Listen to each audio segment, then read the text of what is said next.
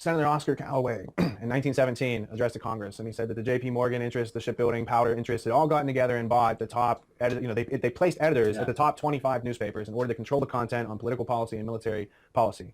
So that was really the declaration, the first origins of the Council on Foreign Relations, which goal is to kind of control and mold the minds of the masses using official experts and historians. And so these clues won't leak. How about Harry Truman's speech before the U.S. Senate in 1942, denouncing the Rockefeller interests as traitors because they were selling oil to both sides?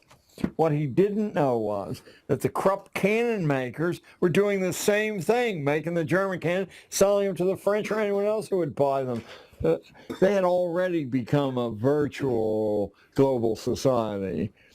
But to Truman's denunciation of the Rockefellers on the floor of the Senate, you would think that would be just elementary sharing with generations of school kids. No, doesn't exist for all practical purposes, unless you're willing to sit in the, well, my generation, sit in the library stacks and go through. I did that in Columbia.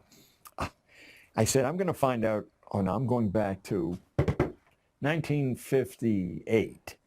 So I got a stack pass. I've heard about stack pass. I'm down like in the 6th level. There's these huge stacks of popular magazines. He says, you know, I'm interested to find out what the popular newspapers and magazines said about the Second World War before it started, for like the 90 days before it started. Let me tell you, to a publication, there not only was a certainty there was going to be war, but no worry at all. They all agreed that there was no ability on the part of any potential enemy to sustain a war, that all the gains would be right away, then they couldn't replace their losses. I noted that Quigley said not only did the British start the war with a larger air force than the Germans and more advanced technologically, but they could replace their losses and the Germans couldn't, and the Japs couldn't at all. So they ended the war with the same plane they began the war with. Well, this was understood before we had a war. This is a good way to get out of the Depression. Good way to cow dissidents in the population always is to declare a national emergency. Then you have an excuse for foreclosing freedom of speech. What did Quigley do that was so unique or remarkable that no one else had done before? Well, what Carroll Quigley, the head of the Foreign Service Department at Georgetown University, no marginal school, what he did was use his invitation to be the only human being ever invited to view the files of the Council on Foreign Relations, and I believe its predecessor also. What he did was to actually write a major piece of nonfiction. Must be 1,300 words long, pages long. Fairly small print, and he made the fatal mistake of being a superb writer and thinker, so that it's accessible to anyone who gets a hold of a copy of the book. That was quite impossible beginning 6 months after the book was published. And I can just see the manuscript must have been this big.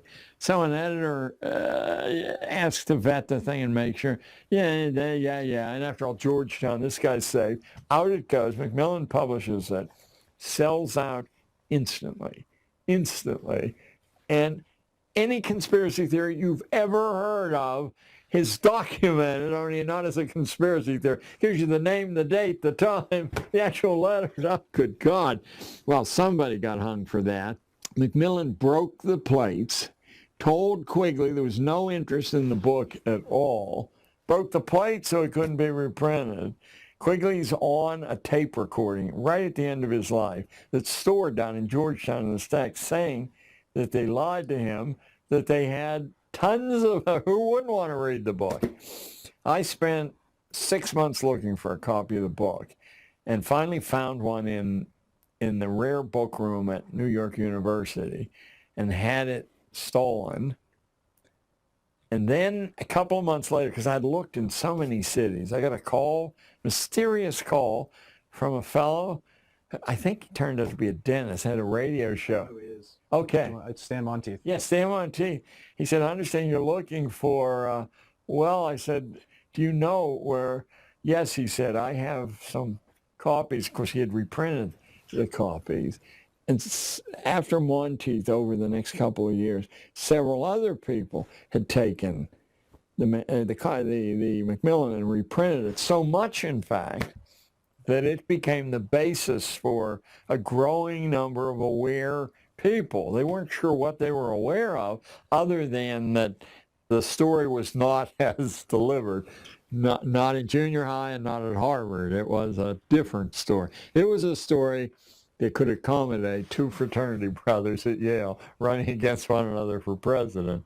The big agenda. But Quigley's real gift to the rest of us is his absolute mastery of prose and his really interesting mind and his confession that he agreed with the plot. He simply, as a good Roman Catholic, didn't apply it with the secrecy. He said, I believe there's nothing anyone can do about this anyway. It was marvelous. I'd go back whenever I feel despair. And not an easy, I mean, it's an easy read because it's so well written, but it's a big chunk. He says, for example, that the only times liberty's ever appeared in human society is when the population is privately armed with deadly weapons. And to reach the acme of liberty, they have to have the same weapons available to them that the government has available to them. And yet we're not talking about some guy who rolls his collar up. We're talking about this internationally famous scholar. So, well, at the beginning, the American Revolution, the people who were fighting against the British government had equal arms. They were landowners. They had interest to fight over it. That stopped being equal in the 1930s with mechanized warfare and mass production because they've had Prussian education in place for 80 years, and now everyone's an obedient worker, and Amtssprache allows a lot of people to do things that they normally wouldn't do, but now it's part of their job, and now it's their responsibility, now it's their duty. And all the things that Milgram drove home through his experiments. Look, these people will kill other people if you put a white coat on. Yes. Well, it's quite exciting. I mean, it's a hideous turn in human history, but it's quite exciting. The comprehensive surveillance mechanism prevents local groups from developing armament. These Arabs have done the only thing of which there isn't a successful defense, and that's to blow, just what the Japs did at the end of World War II, to blow themselves up. To blow babies up, to blow, not women very often, but still they're beginning to appear as human weapons. What you can do is suppress that activity, but you can't do it and say, this is a free society and we're all in the game together. There are 4 copies, I think, of Tragedy and Hope around. Have you seen the first edition? I have, and I'm wondering when Macmillan has been forced to reprint it very recently, the last year or two, and I'm wondering, you only have to delete key sections, still be a big book, to take the real sting out of it. I thought somebody with young eyes, a lot of stamina, ought to sit with the original edition and the reprint just to make sure.